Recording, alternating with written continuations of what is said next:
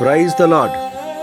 నిన్న నీకు ఎదురైన పరిస్థితుల్లో నువ్వెక్కడ జారిపోయావో, మాటల విషయంలో, చూపుల విషయంలో, ప్రవర్తన విషయంలో నిన్ను క్రిందకు పడవేసిన నీ బలహీనత ఇంకా ఈ రోజుకి కూడా నిన్ను వెంబడించి బాధిస్తుందా? అలా ఉండకుండా ఉండాల్సింది, అలా మాట్లాడకుండా ఉండాల్సింది, అలా చేయకుండా ఉండాల్సింది అని ప్రతిరోజు ఏదో ఒక సందర్భంలో మనం జారిపోతూనే ఉంటాం. జారిపోవటం మన బలహీనత అయినా దేవుని కృప మనల్ని బలపరిచి లేవనెత్తుతుంది. అందుకే 94వ కీర్తన 18వ చరణంలో, నా కాలు జారెనని నేను అనుకొనగా యెహోవా నీ కృప నన్ను బలపరుచుచున్నది అని భక్తుడు మాట్లాడుతున్నాడు.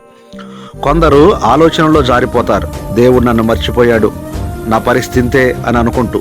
కొందరు తొందరపాటు నిర్ణయాలు, తప్పు నిర్ణయాలు తీసుకుంటూ దేవుని దగ్గర నుంచి జారిపోతూ ఉంటారు. ఇంకొందరు ఆర్థికంగా, ఆరోగ్యాల విషయాల్లో ఇక ఈ పరిస్థితుల్లో చాలా వరకు దిగిపోయాం, ఇక ఈ పరిస్థితుల్లో మనకు మార్పు ఉండదు, ఇక ఈ స్థితి నుంచి మనం లేవలేం అనుకుంటారు. మరికొందరు లోకానికి, పాపానికి దగ్గరవుతూ దేవునికి దూరం అయిపోతూ ప్రార్థన, వాక్య ధ్యానం, సహవాసం వీటికి దూరం అయిపోతూ ఆత్మీయంగా జారిపోతూ ఉంటారు. ఇటువంటి పరిస్థితులలో ఏ విషయంలో నీకు నీవు జారిపోతున్నట్లు అనిపిస్తుంది? ఒకసారి ఆలోచించి నీ పట్ల విస్తరించిన దేవుని కృపను జ్ఞాపకం చేసుకో. ఆయన కృప నిన్ను బలపరుస్తుంది. జారిపడటం నీ ముగింపు కాదు.